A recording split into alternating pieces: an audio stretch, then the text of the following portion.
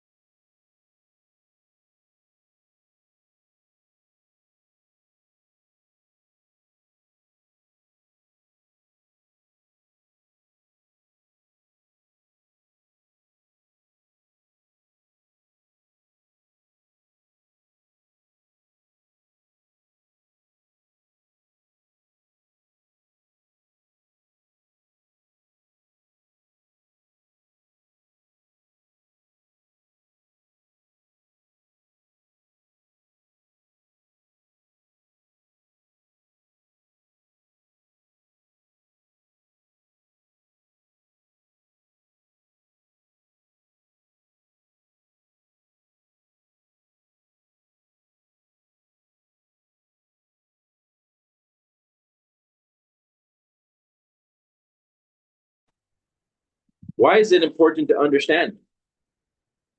Because the gift was life. Our ability to connect to the physical reality, to see ourselves outside of ourselves, is the gift.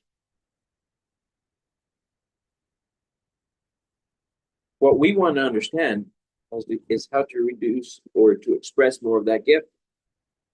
Now, what were these men doing that were paving the world for society, paving the world for people? What were these men doing? They were tapping into this field of consciousness. Again, we use words to understand a movement that is not publicly observable, called thinking, called imagining. The gift. We spend so much time researching things outside of ourselves, and a rarity looking for the thing that's moving us, rarity to comprehend the thing that I call me. Why do I spend so much time researching? Why do I spend so much time reading, researching? Why do I spend so much time developing myself? Why do I spend so much time taking this body to act and behave as it would never have behaved? Because I would never understand myself if I didn't. I would keep understanding more of what I don't want, more of the beliefs I moved into, more of the framework, depending on the year I moved into, depending on the family I moved into. If a person is not willing to really understand more of who and what they really are, they miss life. Life passes them by. They experience things they don't want to experience. Napoleon was working towards understanding consciousness. Napoleon was working towards understanding himself. So he studied the wealthiest men in the world. He studied what was it that they were doing that was so beyond the masses. We use words to understand something that's not publicly observable. They were connecting to source. They're connecting to this imagination. They're connecting to the field of consciousness. They're connecting to the quantum space, the vacuum space of reality. They're going back to zero. They're going back to God. They're going back to source. They're going back to the divine. They were going back to infinite intelligence. They were going back to universal intelligence. You see, right now I'm using words so that you may comprehend a movement that is not publicly observable, that you will have to do on your own to recreate the reality that you desire. My God, if we could really comprehend this and grasp it, the truth is there are no limits.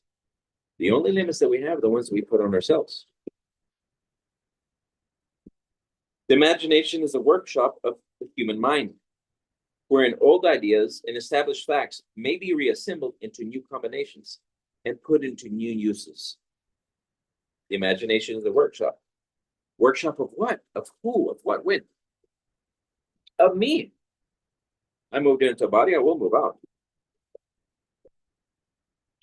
A vision permits you or me to define ourselves. But here's the thing. If we use other people's visions to define me, because I moved into an era, I moved into 1919, I moved into the year 1800s, I moved into maybe the year 1600, maybe I moved into the year 2000. The moment I moved into reality, I began to take on all the ideas of my environment. And the mind is the image making process. And if I keep moving into the images from the past, I keep creating more of the past. A vision permits me to see myself outside of myself. An image permits me to express a public behavior. An image allows me to express something that is not publicly observable until I make it publicly observable. You see, we're using the imagination all the time, but so many people use small ideas to get small results. I watch people use that perfection to sell peanuts on the street. I watch people use that imagination to reduce down a car, to reduce Ford. What was Ford doing? He was tapping into this field of consciousness, and he reduced Ford Motor Company. How did he do that? Where did that come from? He was going beyond what he could hear, see, taste, touch. He was going beyond the senses. The men that use their mind to go beyond what they know tap into this infinite field of consciousness that is not publicly observable, and they are reducing down God, source. They are reducing down universal intelligence. They're reducing down infinite intelligence. They are reducing down creation. We can tap into this field. Why is it there's very few men that tap into this field and literally reduce down beauty?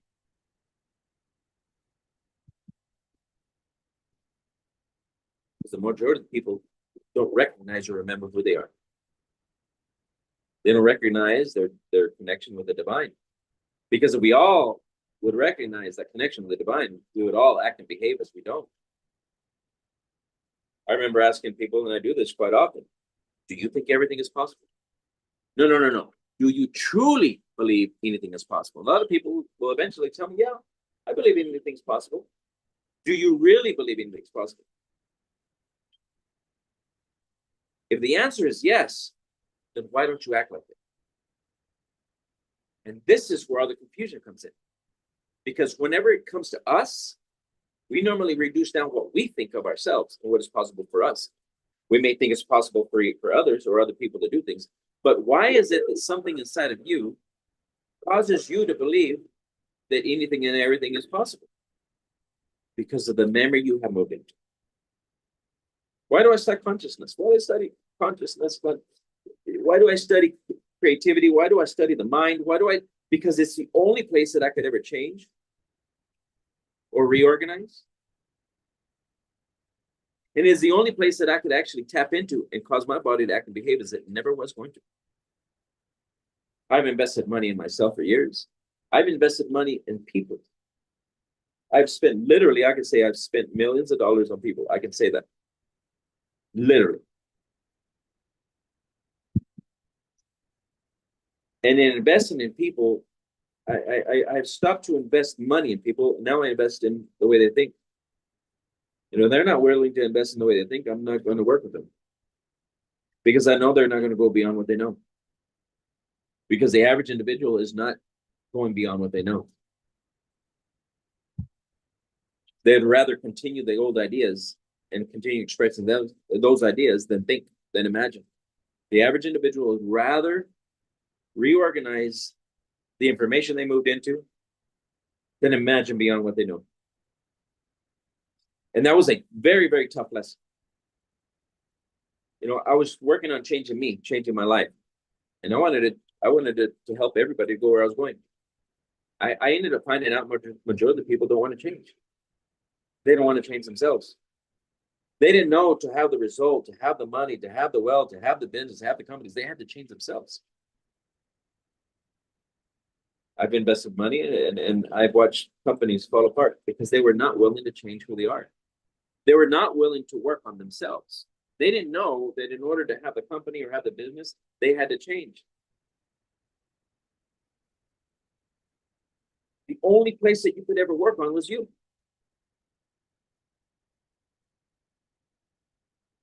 I opened up the Institute of the Mind. My goal is to open up institutes globally. I'm working on some projects, finishing up some projects. There were prior goals so that I can dedicate my life to myself and to others and teach them how to go beyond what they know.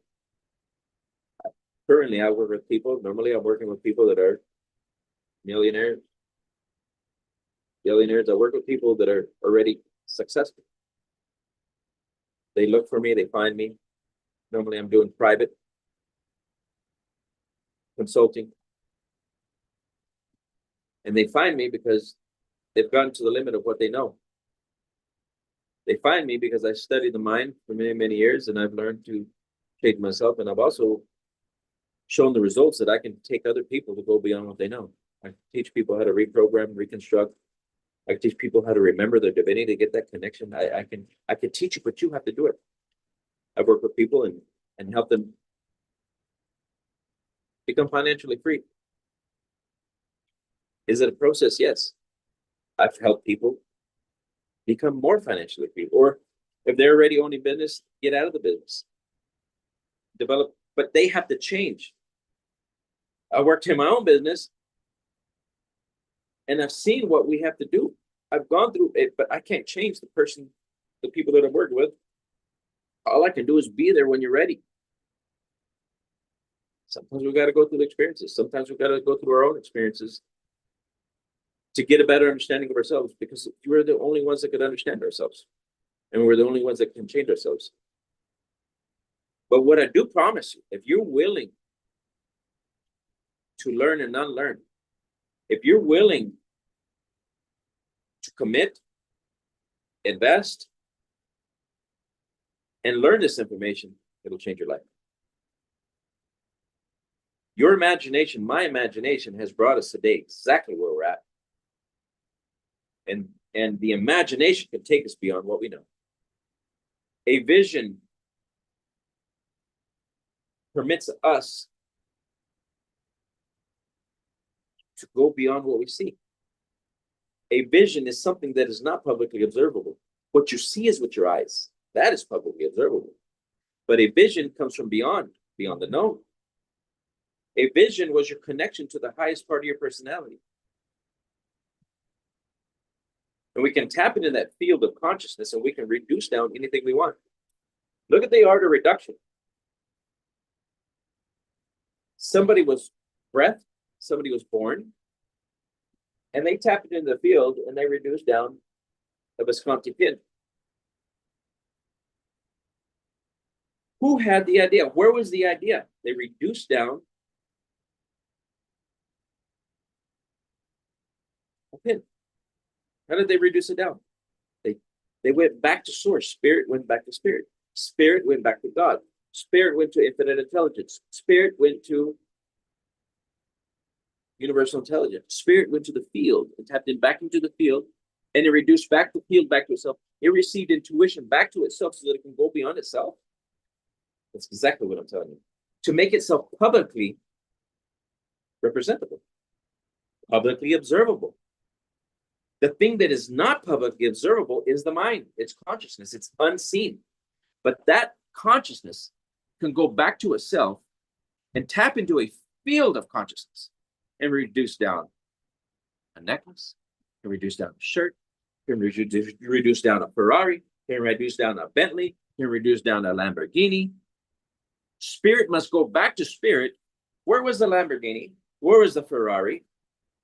Where was this house? Everything that you see was an image. It was a vision. Now, I'm using words to understand a movement that is not publicly observable, and that is called thinking. Thinking is not publicly observable. We were never taught to think. We were truly never taught to think. What do? I teach people how to think differently, how to tap into this field of consciousness. I have sat down with individuals, literally. I get paid to tap into the field. I have been paid to reduce down a vision to help people go beyond what they know. I've had businessmen contract me in other countries. Men or women, I've had them contract me. Come to Europe. Come to Spain. Come to France. I would like you to sit with me and imagine how to create this business. Give me the idea that I need. I have sat for ideas for people and get paid for it and get paid very well. What are they paying me for? My ability to connect to something that is not publicly observable. What did they pay forward for? They paid him for that connection to that field of consciousness that is ever present, that is all knowing, that's never been created. It cannot be destroyed. It's ever present. Scientists call it energy. Energy just is. Never created or destroyed it. Always been present. Field of energy. Field of people don't know what is information. They don't know. They couldn't tell you. Scientists couldn't tell you what information is. Science has been researching, looking for this thing that is not publicly observable, try to comprehend how it works and try to harness it. And yet we've harnessed this body And we question nothing. We act and behave as we do. We act and behave as what we know. We want to harness something that's not publicly observable, but yet we've harnessed this body, and then we act and behave as we do. And here we have Ford, we have Edison, we have Einstein, we have people that have made that unseen power publicly observable, and we reduce it down to a word called thinking. Imagine. I can tell you right now, the majority of the people, and I have done it, we all had done it, we get lost in the information that we moved into, and we forget who we are. Follow consciousness. Consciousness, which is ever present, God, source, infinite intelligence, ether, the field, the bond, whatever you want to call it, this field of consciousness that connects to the brain and then makes it aware of itself. Look at that. Who has hand-eye coordination? I do. Who am I? You know, all these questions that I have, since I was a child, I was different. I was different. I had memory of other lives, of other bodies. 2 years, 7 months. How many people can say that I remember having another lifetime? I remember seeing myself looking down, and I could see my hands, and I had memory of seeing myself in another time. That impact, that emotional impact at such a young child, I could never be the same. All these years of researching what is consciousness, what is spirit, what is energy. Scientists researching everything under the sun that's already been manifested. And then we do have scientists that are reaching things before the sun, before the light. Einstein, Edison, Ford, Andrew Carnegie. Men that were investigating, the Wright brothers investigating something that was not publicly observable. Spirit going back to spirit, so that it may reduce down a vision to make it publicly observable. And then people pay them for that connection. I bought this pen, and I love this pins. I've got many different pins. I love pins. I love to pay people for the reduction of something that was beyond what was seen, what was known. Ford's vision that was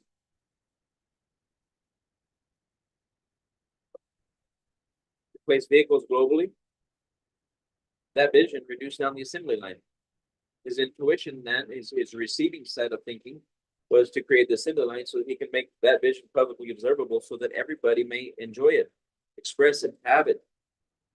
What do? I teach people how to tap in that field. I teach people to tap in their body, cause that body to act and behave as it never would. I remember the resistance in myself. I still feel the resistance in myself when I'm going beyond what I don't know. Why? Because the body resists change, because the body has memory. What memory does it have? It has the memory of the ancestors that I came into. That my spirit came. Who am I? I didn't say I am body. I am the spirit that moved into this body, and the body resists being changed. Why? Because it's got memory in the DNA. It's got memory. You may ask, what are my results today? I remember looking back so many times. My God, I could go back to my memory and I could see who I was and what I was expressing myself to be. That was not me. I was expressing the environment that I had moved into. We have to clearly understand your past is not you. It was the data you moved into. You started to organize that data and then move out of that information and make yourself publicly observable, expressing yourself in a manner that was truly not you. You will never know who you are until you're setting goals and you're causing that body to act and behave as it was never going to behave. Goals are not to get there, to grow. It's so that you can cause that body to act and behave as it never would, so that you may rearrange the way you think, have a reality you didn't have before, have the blessings that were always in disguise, that were unseen. Goals are not to get there, to grow, because in the process of achieving a goal, in the process of causing your body, re-educating your spirit, mind, and body to act and behave as it never was, that vision alters the electrical system of your state of being. Goals are not to get there, to grow. In the process, you are deprogramming that spirit, mind, and body, and you're reprogramming it. As you set goals and you achieve the goals, you learn more about you that you didn't know. You're discovering who you are. You're aligning yourself with that vision, and that vision was spiritual. We want to use religious words. That spirit came from God.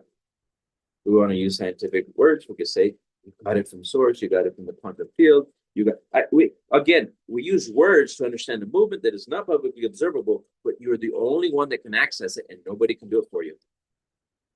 You've been accessing it this whole time. Every time, every breath you take, you access it, because you bring light to this body, this brain, and you illuminate the world. You speak words. Where did the words come from?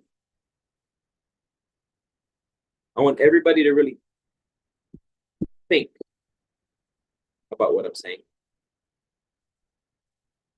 And not only think about what I'm saying, but go beyond it and invest in yourself.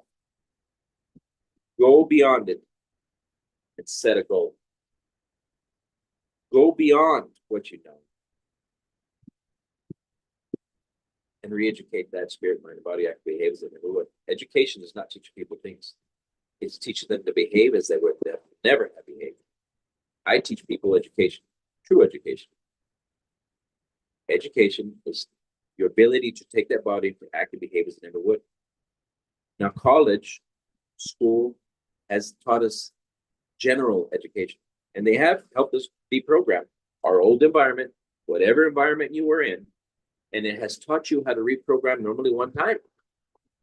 Several deprogramming through the years. If you decided to be a doctor, you deprogram. You had to cause that body to act and behave as it never would by studying material, by reading. You take the information 1D, you take the information 2D, and then you got to make it 3D to and through you in an action. School taught us valuable information, but they didn't teach us how to continually reprogram. They didn't teach us what is conscious. They didn't teach us what is programming. What are we? What is truly possible? If you went to school and you were able to go to finish high school and you're able to go to college, what you have shown publicly is that you're able to cause that body to act and behave as it never would, and you were able to deprogram part of your personality. And you probably have gotten to the place where you went to 2 years reprogramming, maybe 4 years reprogramming, maybe 6 or 8 years reprogramming. But you were what they didn't tell us, you were never supposed to stop. You were never supposed to stop. I've met people that reprogrammed to 8 years, 9 years. What were they doing? They're re-educating the spirit, mind, and body to act and behave as it never would in a behavior towards a machinist, a mechanic, an engineer, a programmer, a data analyzer, a cook, a policeman, an astronaut, a musician. Every image, every word that I said has a definition behind it. A doctor, a neuroscientist, a doctor in ear, nose, and throat. Every word has a movement. When you're willing to cause that body and educate that body on the memory it must have to express that behavior, that's when you're actually reprogramming the body to act and behave as it never would. Through the process of reprogramming, 1 year, 2 years, 3 years, 4 years, whatever years it took you to cause your body to act and behave as it never would, was actually re-educating your spirit, mind, and body, and you have the result now. The key is you were never supposed to stop. And they didn't tell you that you were deprogramming that body and you were re-educating it through the process. There is a system behind it that I teach. Through that system, I have helped people to change their lives. Because the fundamental part of it, the underlying part of it, it is a literally, there's a blueprint and a process to successfully re-engineer your reality, or tapping into the field, or tapping into God, tapping into source. There's techniques. that are not publicly observable that everybody must do. Some people reprogram one time, maybe twice, rare. It's rare that I find somebody that's continually reprogramming, deprogramming.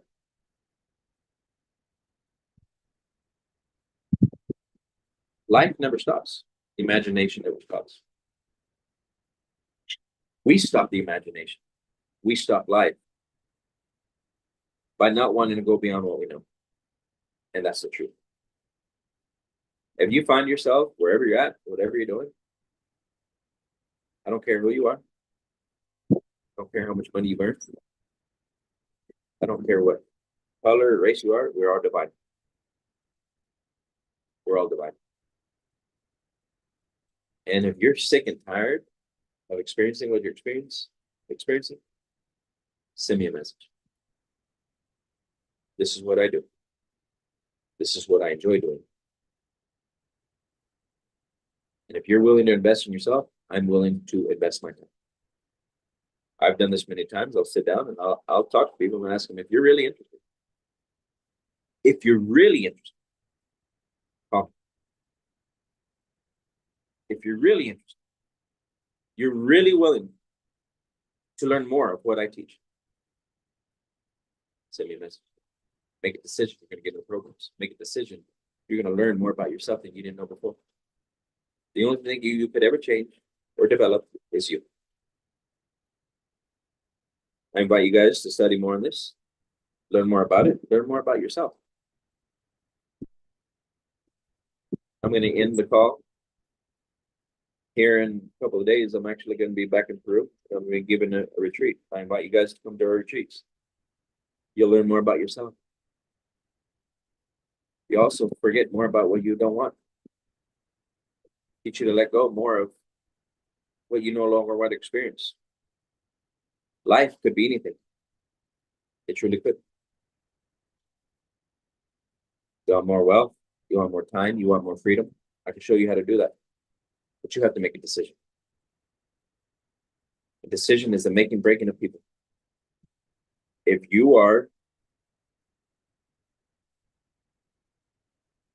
replaying the day, replaying the week, replaying the year, nobody ever taught us that we were not supposed to continually experience the same reality year after year, month after month, year after year, 10 years, 20 years, 30 years. You got stuck. You got stuck in the old ideas. You want to break free? You want to change? This is what we do. Welcome to the Institute of the Mind. I am Mastermind. Thank you guys. Much love. And I'll be seeing you guys. You want to come to Peru? You want to come to our events? You guys let me know. We are doing them. Normally I'm in another country. Every couple of months, I visit people, I travel. People call me. If I'm in your area, you can send me a message. You're in the research, let me know. I'm here to help, and I'm here to continually progressively move to a better idea, to a better world. And it can only happen through us. Thank you guys, many blessings, and have a lovely day.